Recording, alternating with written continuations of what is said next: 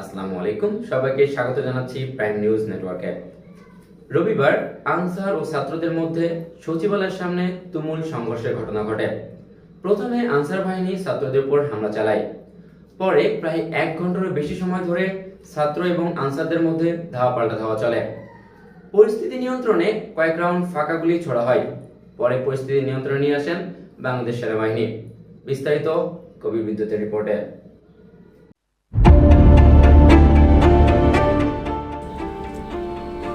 রবিবার শিক্ষার্থীদের সাথে আনসার বাহিনীর সংঘর্ষে রণক্ষেত্র হয় সচিবালয় ও প্রেস ক্লাব এলাকা।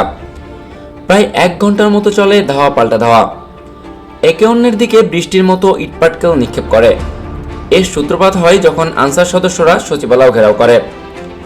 চাকুরি জাতীয়করণের জন্য সকাল থেকে 1 দফা দাবি নিয়ে সচিবালয় ঘেরাও করে আনসার সদস্যরা।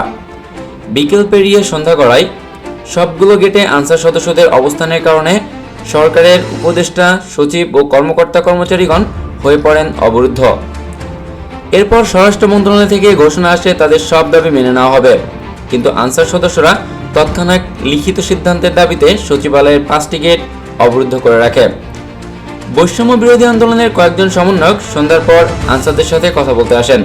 তারা বলেন শিক্ষার্থীরা এই দাবি আদায়ের সাথেই আছে। এরপর সমন্বয়করা তাদেরকে অনুরোধ করেন গেট থেকে সরে যাওয়ার জন্য। তখন হঠাৎ উত্তেজনা ছড়িয়ে পড়ে সচিবালয়ের সামনে। কিছু আনসার সদস্য শিক্ষার্থীদের উপর চড়াও হয়। এরপর ঢাকা বিশ্ববিদ্যালয় থেকে শিক্ষার্থীরা গিয়ে আনসারদেরকে ঘিরে ফেলে। তারপর শুরু হয় তুমুল সংঘর্ষ। প্রায় ঘণ্টাখানিক চলে ধাওয়া পাল্টা ধাওয়া।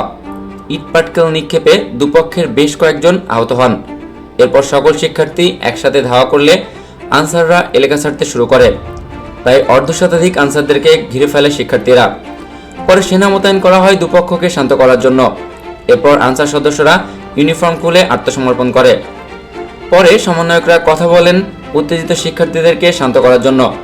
পরিস্থিতি ধীরে ধীরে স্বাভাবিক হওয়ার পর দীর্ঘ সময় আটকে থাকা সমন্বয়করা আস্তে আস্তে বের হয়ে আসেন।